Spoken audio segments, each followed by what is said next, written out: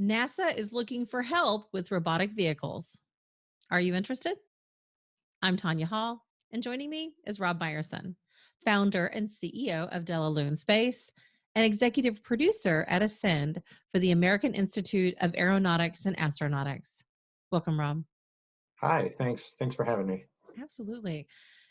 Give us a brief summary of your professional history and tell us about your role at the American Institute of Aeronautics and Astronautics.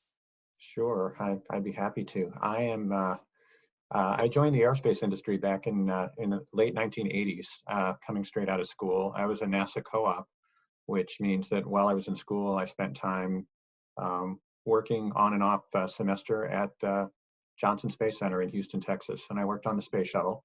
And so it was a really exciting time getting. The space industry has a way of really pulling you in and just hooking you in, and I was immediately hooked.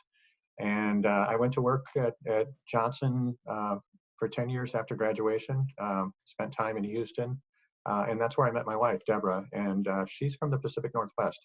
So after 10 years of the dream job, working on space shuttle, working with astronauts and adding capabilities to the space shuttle program, I moved to the Pacific Northwest and started working in the commercial space industry for first for a company called Kistler Aerospace, based in Kirkland, Washington, and then for Blue Origin, based in Seattle and now Kent, Washington.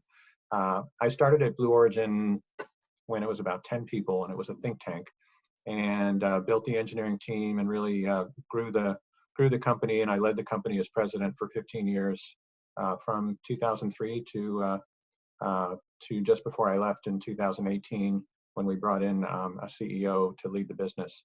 When I left in November of 2018, I decided to start my own consulting business, and I call it Delalune Space. And I called it that because Delalune means of the moon, and I believe over the long run, I want to be involved in taking advantage of the moon's resources to further, humanity in space.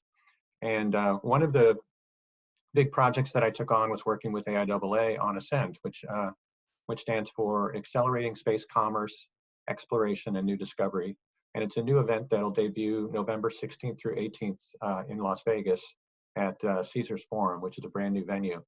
And we're expecting about 3,000 people to attend. AIAA is the oldest industry association, so they're not new at this. They run events all the time, but Ascend is a brand new event for them.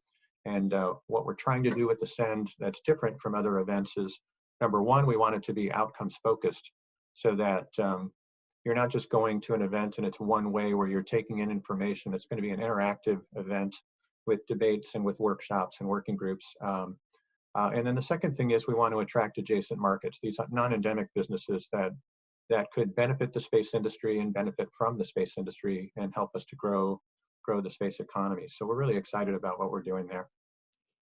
And you should be. Sounds like a great event, and Yeah. we're certainly excited about that. I want to talk about something real specific. NASA just released requests for information for lunar surface science mobility systems. We're not actually calling these Lunar Rovers. So what are they? So they're not actually calling them Lunar Rovers because they don't want to get people stuck in a certain mindset.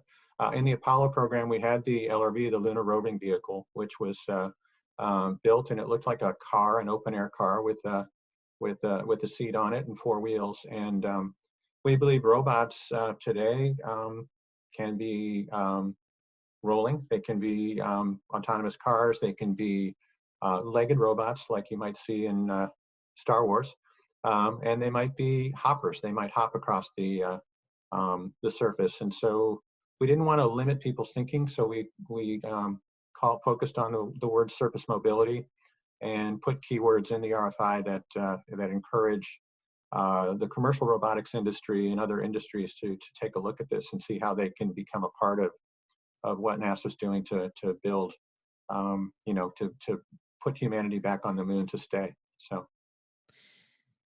Explain the relationship between these mobility systems and supporting lunar explorers as a part of the Artemis program. Sure. Well, First off, can't really talk about this without talking about CLIPS. And CLIPS is the Commercial Lunar Payload Services Program. And this was a contract that NASA Science Mission Directorate put out back in November of 2018 with 9 companies. And so there's a catalog of companies that NASA can select from that they can ask to bid on contracts.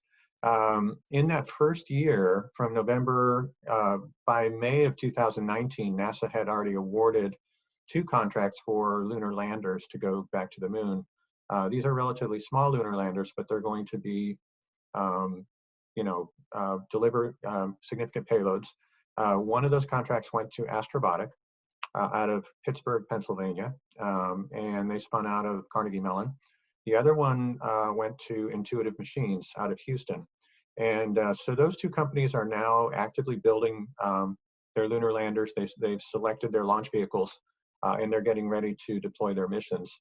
In November of 2019, NASA added 5 more companies to the catalog for CLIPS. So now there are 14 companies who are eligible to bid on task orders that NASA asked them to bid on. Landers land, typically they'll land in one place and they don't go anywhere after that. So a rover or surface mobility system is designed to extend the reach of that lander. So we could go to a place that, a place that's near a crater, and then the surface mobility system could go into, up to the edge of or into the crater if we so choose. So. Who's NASA hoping to hear from? I mean, specifically, are the RFIs open to commercial robotics and autonomous vehicle designers and manufacturers? The RFI is open, it's wide open, and NASA specifically is looking for companies that haven't worked, that have worked in space or haven't worked in the space industry before, because they really want to get those creative ideas. So think about companies building robots for tactical applications, for medical applications, for warehouse applications. Think about autonomous car companies or electric car companies, or both.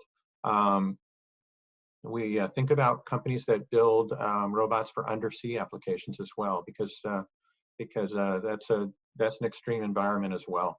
So yes, these robots would have to deal with a different environment going to space, but we think these companies are pretty smart in the way they put together their products, and they could take on the space environment on their own. They could partner with somebody who has experience in space, but we really want to hear from them.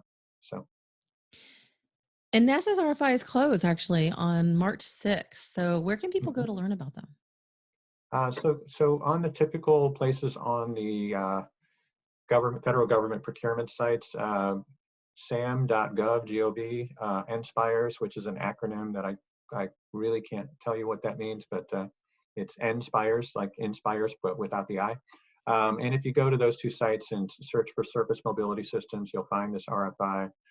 It is a request for information, so I would need to mention that it's not a request for proposals yet. What NASA's trying to do is collect information to determine if they will actually do an acquisition here. And then the next step would be to put together a request for proposals and do a competitive procurement. Rob Meyerson, founder and CEO of Delalune Space and executive producer at Ascend for the American Institute of Aeronautics and Astronautics. If somebody wants to connect with you, maybe they want to find out more about your big event in November or your company, or maybe they want more information about NASA's request, how can they do that? They can find me on LinkedIn. I'm Rob Meyerson. So. All right, that's pretty simple. And if you guys want to find more of my interviews, you can do that right here or go to tonyahall.net. Thanks for watching.